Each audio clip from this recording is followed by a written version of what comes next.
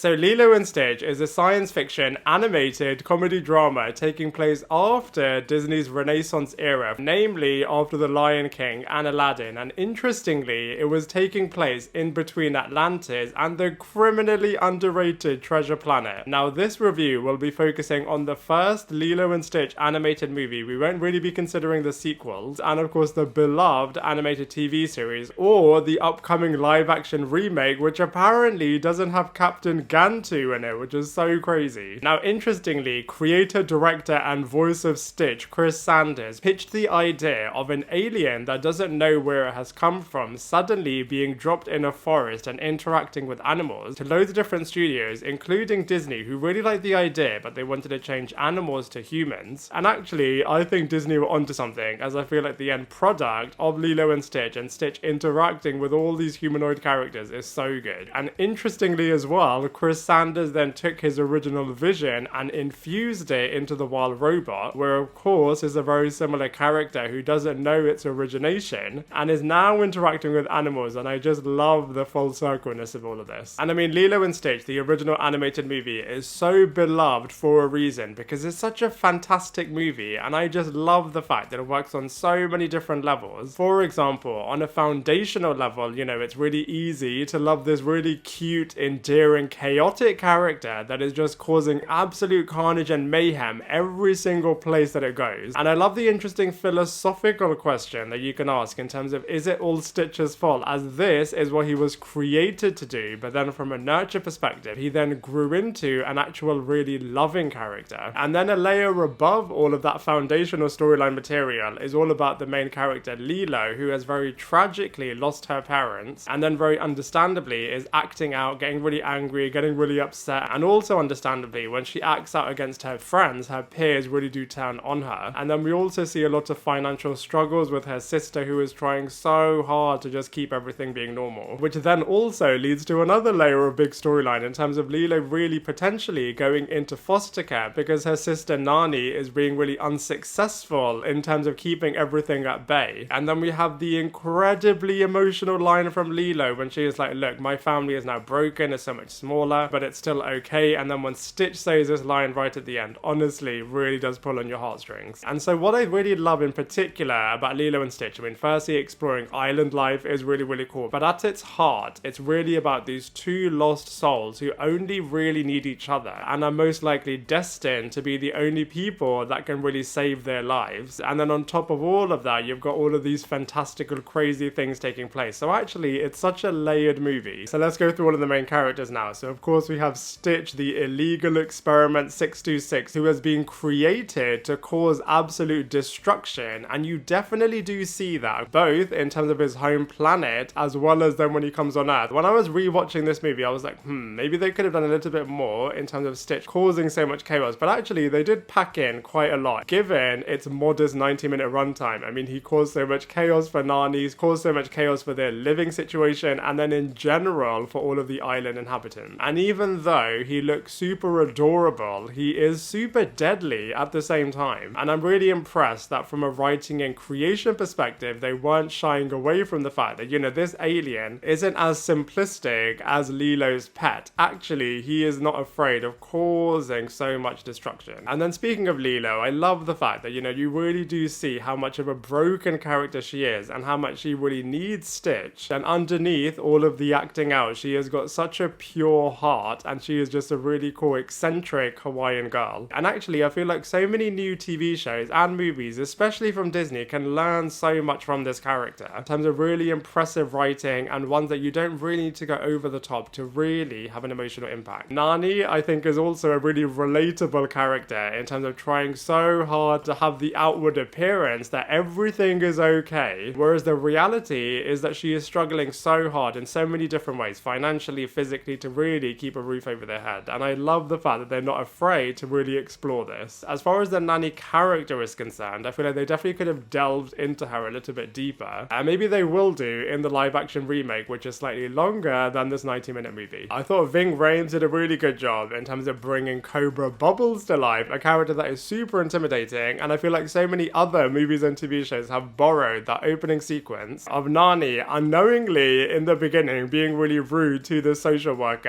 and then realizing suddenly that this is the person that really she needs to impress. I thought the alien characters were really, really cool as well. I think this movie perfectly didn't over-explain the world of the aliens, where they came from, how they existed, all of the backstory in terms of where Stitch came from. I feel like they gave them all the presence and explanation that they needed to, so that you can really focus on Lilo and Stitch. I thought Captain Gantu was actually a really, really intimidating character, especially when he suddenly comes onto Earth and captures Stitch. I thought the creator of Stitch could have been a bit nicer. I mean, I know he was towards the end, but I mean, this was his creation, and I know he's fighting for his freedom. He does good exposition in terms of explaining why Stitch is afraid of water, but I feel like they definitely could have explored a few more layers with this guy, and I feel like the other one was good comedy relief, but some of his jokes really did not land. David, the desperate boyfriend wannabe of Nani, I thought he was pretty cool. He was really helpful to these guys on a number of different occasions. For example, always trying to get Nani a job. But other than that, I feel like they treated him a little bit like the comedy relief buffoon as well. So overall, I have to say, Lilo and Stitch, the original 2002 animated comedy drama, is so good, and I think it's the perfect prime movie ready for a live action remake, and I cannot wait to see what they're going to do with it. But as far as the original animated movie is concerned, I absolutely loved it, and so I'm going to give it a solid 7.5 out of 10. And I think it's really obvious why they just made so many sequels, as this movie just created such an interesting world. But now I'd love to hear from you. What do you think of Lilo and Stitch, the original animated movie? Is it one of Disney's best? Let me know your thoughts in the comment section below, and I look forward to seeing you in my next video.